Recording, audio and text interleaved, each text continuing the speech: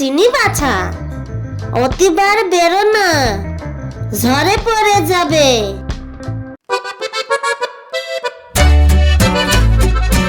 কাকে বলছো গো পিসিমা? ছোট বৌদি তো কাজে বেরিয়ে গেছে। কি যেন এক দু পয়সা চাকরি করে, তাই অহংকার দেখে বাঁচিনি বাপু। ভালো মুখে বলতে গেলাম বাপু যে বিয়ের আগে যা করেছো করেছো, বিয়ের পরে তা যেন করো না, তাও অত অনাচার। উফ পিসিমা, তোমাকে নিয়ে আর পারি না। তুমি ছোট বৌদির সবকিছু নিয়ে খুব ধরে থাকো। চুপ কর পোড়ামুখী তুই।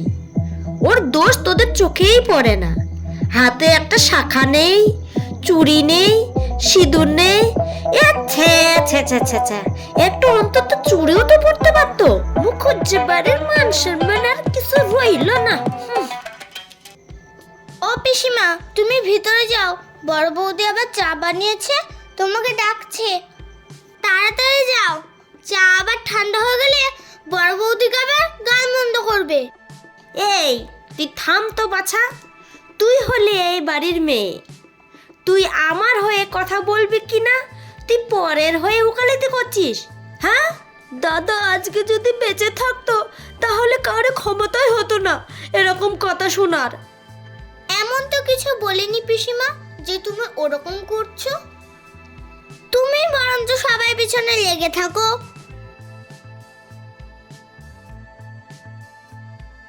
পিসিমা, ও পিসিমা, সেই কখন থেকে তো চা নিয়ে বসে রয়েছি, চা তো ঠান্ডা হচ্ছে।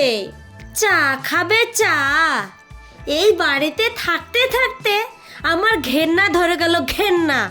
আর পারি না বাবা, বাবা কি সব দুনিয়া। এই দীপা, কি হয়েছে রে?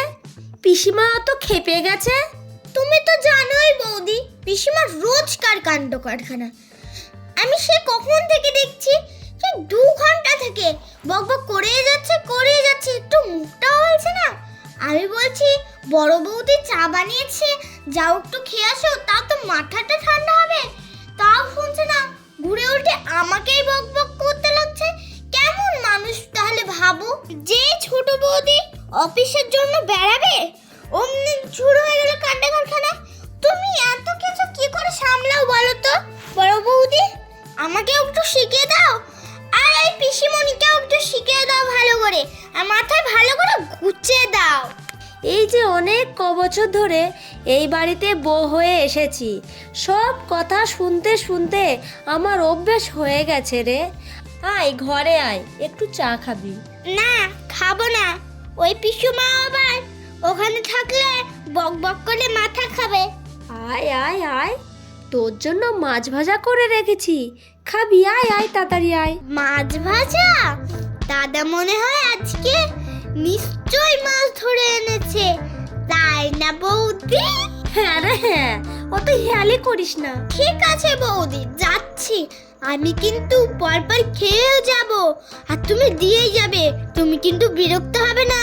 আরে হ্যাঁ, তুই যতটা পারবি ততটা খাবি, এতে কোনো সন্দেহ নেই। আমি তোর জন্য বসেই থাকবো, তোর খাওয়া যতক্ষণ না শেষ হবে। পিসিমা, আপনি এখনো চা খাননি? আপনাকে তো আমি চা দিয়ে এসছি। দেখলাম গিয়ে চায়ের কাপটা ফাঁকা আছে, তাহলে আপনি বলছেন যে চা খাইনি?